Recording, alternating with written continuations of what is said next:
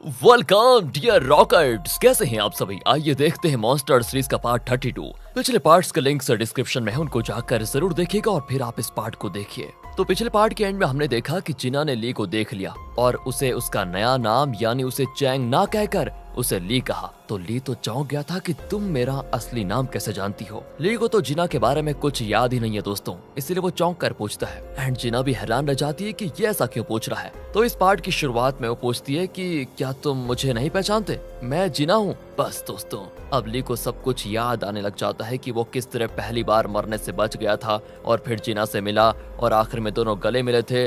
ली ने जिना को किस भी किया था, तब तक की सारी बातें उसको याद आती हैं। पर दोस्तों जब उसे ये सब कुछ याद आता है तो आप तो जानते ही हैं उसे क्या होता है, बेचारा सर दर्द से तड़पता रहता है। इतने में मोजो वहाँ पर आ जाता है और वो उसे तुरंत हॉस्पिटल लेकर जाते हैं। तब ग्रे जिना को बताता है कि ली के सर में एक बुलेट है जिसे डॉक्टर्स निकाल नहीं पाए। वो तुम्हारे बारे में सब कुछ भूल गया है, लेकिन जब उसे वो सब याद आता है तो उसके सर में बहुत तेज दर्द होता है। जिना चौंक जाती है कि ये सब तुमने मुझे पहले क्यों नहीं बताया। लेकिन एक बात बताओ, उस बुलेट को सर्जरी से नहीं निकाला जा सकता क्या। ग्रे कहता है कि नहीं, अगर उसे निकाला तो उसकी जान को खतरा भी हो सकता है। ये सुनकर जिना बहुत परेशान हो जाती है। मोजो कहता है कि ली का इलाज करवाने के लिए हमने हिप्नोटिस्ट को बुलाया है, शायद वही इसका कोई और हल बता सकेगा। दूसरी ओर दोस्तों जेजे पैनी के साथ मजे से ड्रिंक कर रहा होता है, क्योंकि पैनी के बताए हुए आइडिया से जेजे उस इंडिपेंडेंट कैंडिडेट को अपने पक्ष में करने में सफल हो गया था। एंड तब वो इंडिपेंडेंट कैंडिडेट कॉल करके कहता है मुझे आपका दूसरा फ्लावर वेस मिल गया, अब बताइए मुझे क्या करना होगा। जेजे कहता है कुछ ज्यादा नहीं, सिर्फ अपना नॉमिनेशन वापस लेना होगा और प्रेस को बताना होगा कि आप मेरी पार्टी को ज्वाइन कर रहे हैं। वो कहता है ठीक है, लेकिन वो 2.5 मिलियन जो आप देने का वादा किए थे उसका क्या। जेजे कहता है कि फिक्र मत करो, जैसे तुम प्रेस मीट करोगे तो मेरा आदमी तुम्हें कांटेक्ट करेगा जो तुम्हें 2.5 मिलियन देगा। जेजे बड़ा खुश हो जाता है दोस्तों कि काम हो गया। बहन यहाँ जेजे को खूब पिलाती है, पर जेजे नहीं जानता कि वो उसे धोखा दे रही है। लेकिन जेजे का बॉडीगार्ड जो उसका वफादार है दोस्तों, वो ये सारी चीजें देखकर बहुत गुस्सा होता है कि उसका बॉस इस तरह उल्लू बन रहा है, पर वो कुछ कर नहीं पाता। तब दोस्तों उसे किमी कॉल करती है तो पैनी जेजे से कहती है क्या तुम मुझे छोड़कर उससे मिलने जा रहे हो। बस दोस्तों जेजे उसकी बातों में आ जाता है और कहता है कि अरे उसे मारो गोली, मुझे तो तुम्हारे साथ रहना है, कहकर वो फोन को म्यूट कर देता है। वहाँ किमी परेशान होती है कि जेजे उसका कॉल क्यों नहीं उठा रहा। नील कहता है कि बेटी जेजे गलत दिशा में जा रहा है, तुम उसे अपने काबू में रखो। पर किमी कहती है कि वो ऐसा नहीं है पापा, आप खामखा उस पर शक कर रहे हैं। नील भी कहता है कि मुझे जो लगा मैंने कह दिया, आगे तुम्हारी मर्जी बेटी। दूसरी ओर पैनी और जेजे कार में होते हैं। पैनी जानबूझकर दोस्तों जेजे से लिपट रही होती है और जेजे भी उसे मना नहीं करता। ये सारी चीजें देखकर बॉडीगार्ड चिढ़कर कहता है कि जरा दूर बैठो, मेरे बॉस से चिपक क्यों रही हो। वो भी कहती है कि तुम तो चुप रहो, मैं तो जेजे के पास ही रहूंगी, बताओ क्या कर लोगे। बॉडीगार्ड दोस्तों यहाँ पर पूरी तरह चिढ़ जाता है। फिर वो जेजे को घर लेकर आता है। किमी यहाँ पूछती है तुम कहाँ चले गए थे, मेरा कॉल क्यों नहीं उठाया तुमने। वो कहता है कि जानम आज मैंने एक बहुत बड़ा काम कर दिया है और मैं खुशी से पागल हो रहा था, इसीलिए कुछ ज्यादा ही पी ली मैंने। बॉडीगार्ड दोस्तों उसे उसके कमरे में लेकर जाता है। पैनी कहती है तो फिर मैं भी चलती हूँ घर। लेकिन किमी उसे रोककर पूछती है कि तुमने इतनी पी क्यों रखी है, तुम किसके साथ पी रही थी वैसे। तब बॉडीगार्ड बताता है कि पैनी के कुछ दोस्त आए थे, उसने उन्हीं के साथ मिलकर ड्रिंक किया। ये सुनकर किमी भी चली जाती है। पैनी तब बॉडीगार्ड को कहती है कि थैंक्स यार मुझे बचाने के लिए। बॉडीगार्ड कहता है कि मैंने तुम्हें नहीं बचाया, मैंने अपने बॉस के परिवार को टूटने से बचाया है और आइंदा ना उनके साथ इतना चिपकने की कोशिश मत करना, वरना बहुत बुरा होगा, सुन लो। कमरे में जाकर दोस्तों किमी जेजे का कोट उतारती है तो उसके शर्ट पर किसी के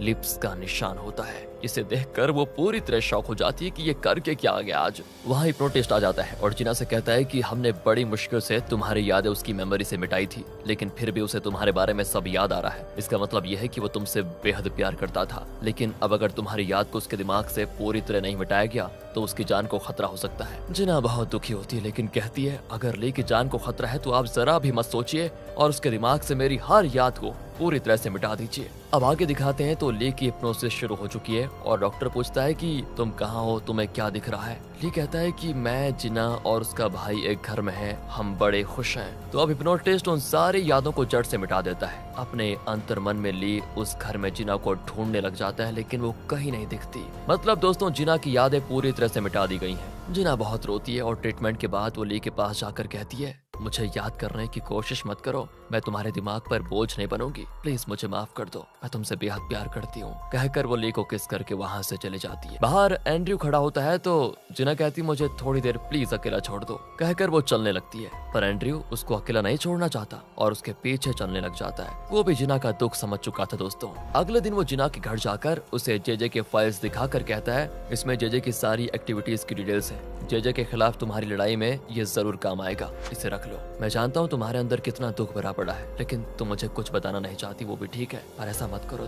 तुम्हारे मन में जो दुख है ना, वो अगर तुम शेयर कर दोगी तो शायद तुम्हारा दुख हल्का हो जाएगा। लेकिन जिना कहती है कि मैं ठीक हूँ, तुम फिक्र मत करो। दोस्तों वहाँ चेयरमैन पीए से कहता है कि एंड्रयू की जल्दी शादी करवानी पड़ेगी, उसके बाद जब शेयर होल्डर्स मीटिंग होगी तो हमारा पक्ष स्ट्रांग हो जाएगा। अब चेयरमैन की वाइफ नाथन और सिंडी से कहती है कि शेयर होल्डर्स मीटिंग से पहले तुम दोनों को शादी करनी पड़ेगी, तभी डोडो ग्रुप हमारे हाथ में रहेगा। नाथन कहता है कि आप मेरी दूसरी शादी करवाना चाहती है। लगता है दोस्तों नाथन की शादी हो चुकी थी और डाइवोर्स भी हो गया था। चलिए देखते हैं कहानी में आगे इसके बारे में क्या बताया गया है। फिर चेयरमैन की वाइफ सिंडी से कहती है कि तुम तो शादी कर लो, मैं तुम्हारे लिए एक ब्लाइंड डेट अरेंज करती हूँ। वो कहती है इतनी जल्दी शादी? नहीं मम्मी, मुझसे नहीं होगा। ये कहकर वो भाग जाती है और सीधे होटल में जाती है जहाँ दोस्तों ली रहता है। पर वो उस दिन की घटना के बाद ली से नजर नहीं मिलाना चाहती और उससे छुप जाती है। लेकिन जब वो मुड़ती है तो ली उसके सामने खड़ा होता है। वो पूछता है तुम मुझसे कुछ कहना चाहती हो क्या? नहीं तो कुछ भी नहीं कहना चाहती। ली कहता है कि नहीं, जरूर कोई बात है, तुम छुपा रही हो। वो कहती है कि हम दोनों अभी भी डेट कर रहे हैं ना। ली गुस्सा हो जाता है कि डेट पर तुमने मेरा क्या हाल कर दिया था, भूल गई क्या? फ्लैशबैक में दिखाते हैं कि दोस्तों किस तरह सिंडी ने ली का कान काट दिया था और उसके सीने से लगकर ड्रामा किया था। वो उसको डांटता है कि देखो आइंदा डेट की बात तो तुम मेरे साथ करना ही मत, दूर हो जाओ, और एक और बात याद रखना, जिंदगी में फिर कभी शराब को हाथ मत लगाना, कहकर वो चला जाता है दोस्तों। एंड अब सिंडी भी चिढ़ जाती है कि तुम मुझे रिजेक्ट करोगे, हाँ देखो मैं करती क्या हूँ अब, कहकर वो अपनी माँ को कॉल करके कहती है मम्मी आप चैंग के साथ मेरी ब्लाइंड डेट फिक्स कीजिए। दूसरी ओर दोस्तों वो इंडिपेंडेंट कैंडिडेट प्रेस कॉन्फ्रेंस में अनाउंस करता है कि मैं अब इंडिपेंडेंट कैंडिडेट नहीं हूँ, बल्कि मैं जेजे की पार्टी को ज्वाइन कर चुका हूँ, मैं जेजे को अपना पूरा सपोर्ट दूंगा। दूसरी ओर एंड्रयू, जॉन और जिना सोच में पड़ जाते हैं कि जेजे के जीतने के चांसेस दिन प्रतिदिन बढ़ते जा रहे हैं, हमें इसके खिलाफ कोई ना कोई एविडेंस को जरूर ढूंढना पड़ेगा। दोस्तों ली की टीम भी टीवी पर ये सब कुछ देख रही होती है और ली पूछता है कि क्या जेजे के खिलाफ कोई सबूत मिला हमें? वो जो कहता है कि मेरी एक काबिल एजेंट इस काम पे लगी हुई है, जल्दी कुछ न कुछ जरूर मिल जाएगा। वैसे उस सबूत को पब्लिक में पेश करने का काम करेगा कौन? ली कहता है कि वही लॉयर करेगी जो जेजे के खिलाफ पहले भी टीवी में इंटरव्यू कर चुकी है। वो बहुत ही हिम्मत वाली लड़की है, देखते हैं। और दोस्तों यहाँ पर साफ पता चलता है कि ली जिना के बारे में बात तो कर रहा है, लेकिन वो जिना के बारे में सब कुछ भूल चुका है। उसे सिर्फ ये याद है कि कोई लड़की इंटरव्यू करने गई थी जेजे का टीवी पर, बाकी उसको अपने और जिना के बारे में कुछ याद नहीं, सब भूल गया है। एंड यहाँ मोजो तुरंत जिना को कॉल करके कहता है कि ली तुमसे मिलना चाहता है, तुम घबराओ मत, उसे तुम्हारे बारे में कुछ याद नहीं है। जिना कहती है अगर वो भूल चुका है तो मैं उससे मिलने के लिए बिल्कुल तैयार हूँ। पर दोस्तों मन ही मन से वो बहुत टूट चुकी होती है, तो वो ली से मिलने चाहती है। पर ली कैजुअली कहता है आप ही वो लॉयर है ना जिसने जेजे के खिलाफ वो प्रोग्राम किया था? मैं भी नहीं चाहता कि जेजे इलेक्शन जीते, तो क्यों ना हम दोनों साथ में मिलकर काम करें।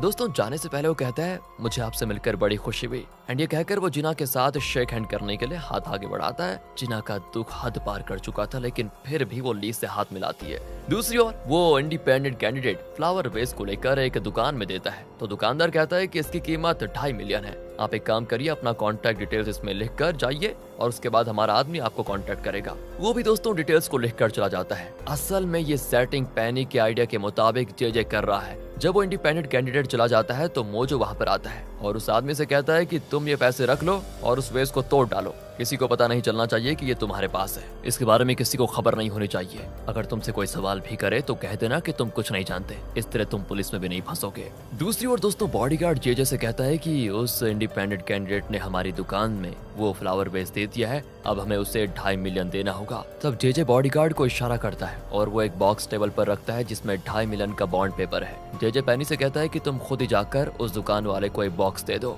वो उस कैंडिडेट को पैसे पहुंचा देगा। पैनी भी बॉक्स लेकर चली जाती है, पर जेजे अपने बॉडीगार्ड को उस पर नजर रखने के लिए उसके पीछे भेज देता है। मतलब दोस्तों जेजे को अब भी पैनी पर पूरा विश्वास नहीं हुआ है, पर इस बात से बेखबर पैनी तुरंत मोजो को कॉल करके कहती है पैसे हाथ आ गए हैं, मैं तुमसे बाहर मिलने आ रही हूँ। कहकर वो मोजो से मिलने कार में निकलती है, पर मोजो वहीं पे होता है और पैनी को निकलते देखकर उसका पीछा करने वाला होता है कि तभी वो बॉडीगार्ड को पैनी के पीछे जाते हुए देख लेता है। एंड यहाँ मोजो को पता चल जाता है कि जेजे को पैनी पर अभी पूरा विश्वास हुआ ही नहीं, वो तुरंत पैनी को कॉल करके कहता है कि तुम कहीं मत मुड़ना, सीधे उस दुकान में जाकर रुकना, तुम्हारे पीछे बॉडीगार्ड लगा हुआ है।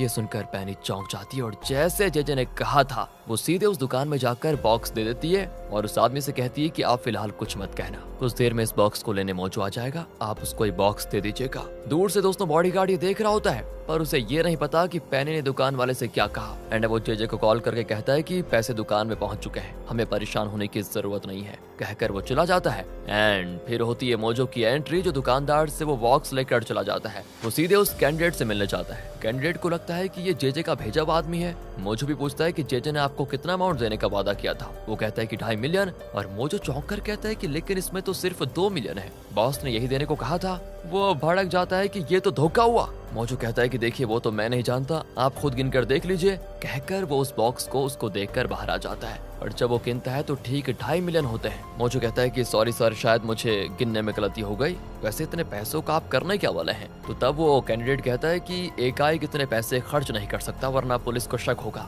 इसलिए मैं इसको सेफ डिपॉजिट में रखने वाला हूँ, कहकर वो बॉक्स लेकर चला जाता है। एंड तब मोजो वहाँ छुपा हुआ रिकॉर्डर निकालता है और इससे ये लोग साबित कर पाएंगे कि जेजे ने कैंडिडेट को रिश्वत देकर अपनी पार्टी में शामिल किया। अब यहाँ ली कहता है कि ये तुमने अच्छा काम किया है, अब इलेक्शन के ठीक 2 दिन पहले हम इस प्रूफ को रिलीज करेंगे और फिर देखना जेजे का काम तमाम। दूसरी ओर दोस्तों एंड्रयू, चेयरमैन, उसका पीए और जीना एक रेस्टोरेंट में खा रहे होते हैं। चेयरमैन एंड्रयू को एक लड़की की फोटो दिखाकर कहता है कि शेयर होल्डर्स मीटिंग में पहले तुम्हें इस लड़की से शादी करनी है। एंड्रयू कहता है कि पापा अभी मैं शादी के लिए तैयार नहीं हूँ, पर चेयरमैन नहीं मानता दोस्तों और उठकर बाथरूम जाता है। बेचारा वहीं गिर पड़ जाता है, उसे फिर तुरंत हॉस्पिटल लेकर जाते हैं। पीए भी बहुत घबराया हुआ होता है कि कुछ दिनों में इनकी हालत और खराब हो गई है, पता नहीं क्या होगा। बीच में तो अच्छी सेहत बन रही थी लेकिन फिर अचानक तबीयत खराब होने लग गई, पता नहीं क्या। एंड तब चेयरमैन को उसकी वाइफ कॉल करती है लेकिन एंड्रयू फोन उठाता है तो वो पूछती है उनका फोन तुम्हारे पास क्या कर रहा है। एंड्रयू कहता है कि हम सब एक रेस्टोरेंट में हैं। एंड वो बड़ी उत्सुक होकर पूछती है कि कहीं वो बेहोश तो नहीं हुए ना अभी।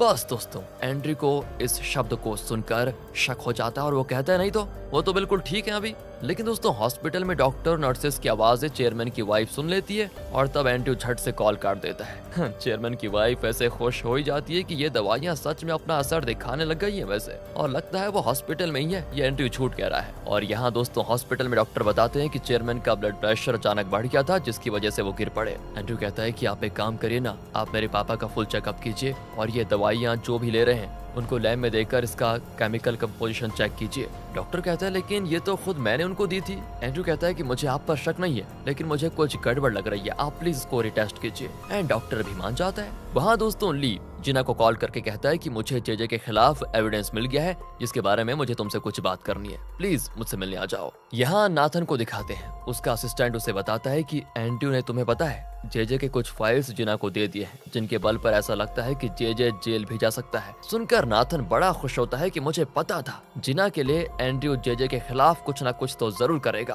और अब मैं अपना गेम शुरू करूंगा, कहकर वो सीधे जेजे के पास जाकर कह देता है कि बस कुछ दिनों की बात है, फिर तुम उम्र भर जेल की हवा खाओगे, देख लेना। एंड वो भी चौंक जाता है कि क्या बकवास कर रहे हो। बकवास नहीं कर रहा हूँ, तुम जिस एंड्रयू को अपना वफादार समझ रहे थे उसने तुम्हारे खिलाफ जो डॉक्यूमेंट्स है ना वो सब जिना को दे दिया है। जिना फिर ली के साथ मिलकर तुम्हारा करियर और तुम्हारी जिंदगी खत्म करने जा रही है। जेजे कहता है कि मैं तुम पर विश्वास कैसे कर सकता हूँ? अच्छा नहीं करना तो मत करो, मुझे क्या, जेल जाओगे तुम जाओगे, पर हाँ तुम्हारे पास अब भी टाइम है, तुम मुझे अपनी टीम में ले लो, मैं तुम्हारा भला ही सोचूंगा। ये कहकर दोस्तों नाथन चला जाता है। वहाँ ली और जिना की मीटिंग होती है जिसमें ली उसे वो रिकॉर्डिंग सुनाता है और कहता है कि इसे ब्रॉडकास्ट करने में मुझे तुम्हारी मदद चाहिए। इनकी जब डीलिंग खत्म हो जाती है तो जिना बाहर जाती है तो जेजे का बॉडीगार्ड देख लेता है उसको और जेजे को कॉल करके बताता है कि आपका शक बिल्कुल सही निकला, जिना ली के साथ मिली हुई है और लगता है दोनों आपके खिलाफ कोई काम कर रहे हैं। जेजे को बहुत गुस्सा आता है कि जिस एंड्रयू को उसने अपना वफादार माना उसने उसको धोखा दे दिया, इसकी सजा तो मैं उसको जरूर दूंगा। जेजे ये सोच ही रहा होता है कि वहाँ पर बॉडीगार्ड आ जाता है और पूछता है अब आगे का प्लान क्या करना है। जेजे कहता है कि प्लान कुछ नहीं, जिना को खत्म कर डालो बस, तब एंड्रयू को पता चलेगा कि मैं कितना खतरनाक आदमी हूँ। बॉडीगार्ड शॉक हो जाता है कि आप सोच समझ कर फैसला कर रहे हैं ना। जेजे कहता है कि मुझसे आधी उम्र के लोग मेरी इतनी साल की मेहनत से बने किले को मिट्टी में मिलाना चाहते हैं लेकिन मैं अब ये होने नहीं दूंगा, तुम एक काम करो जिना को मार डालो बस। बॉडीगार्ड भी कहता है कि ठीक है सर, आपके लिए तो मेरी जान भी हाजिर है, मैं ये काम जरूर करूंगा। दूसरी ओर जिना अपने ऑफिस में होती है और कहती है एंड्रयू मुझसे मिलने आ रहा है, मुझे जल्दी निकलना होगा। तो पार्किंग लॉट में उसका मुंह बंद कर दिया जाता है और ये कोई और नहीं बल्कि बॉडीगार्ड है। वो उसे बेहोश करके उसे कार में बिठाकर एक जगह पे लेकर जाता है जहाँ वो ऐसी सेटिंग करेगा जैसे कि जिना ने खुदकुशी कर ली है। इसी बीच एंड्रयू जिना से मिलने आ ही रहा होता है तो सिग्नल पर वो जिना की कार को देखता है एंड जब वो ध्यान से देखता है तो पता चलता है कि जिना अंदर बेहोश है और कार कोई और चला रहा है। बस दोस्तों, एंड्रयू सेंस कर लेता है कि जिना को कोई खतरा है। इतने में जिना की कार सिग्नल से आगे बढ़ती है तो वो अपनी कार घुमाकर तेजी से जिना की कार का पीछा करता है। पीछा पूरा नहीं कर पाता क्योंकि यहाँ पर ये एपिसोड 32 खत्म हो जाता है। अगले पार्ट में हम जानेंगे कि जिना के साथ क्या हुआ, क्या जिना के खिलाफ एविडेंस पब्लिक के सामने आया और क्या सच में ली जिना को पूरी तरह भूल गया था या फिर नहीं। दोस्तों, इंतजार कीजिए अगले पार्ट का और आगे के पार्ट्स देखना चाहते हैं तो सीरीज की वीडियो को लाइक और ज्यादा से ज्यादा शेयर कीजिएगा। मिलते हैं आपसे अगली वीडियो में, ध्यान रखिएगा अपना and finally thanks for watching.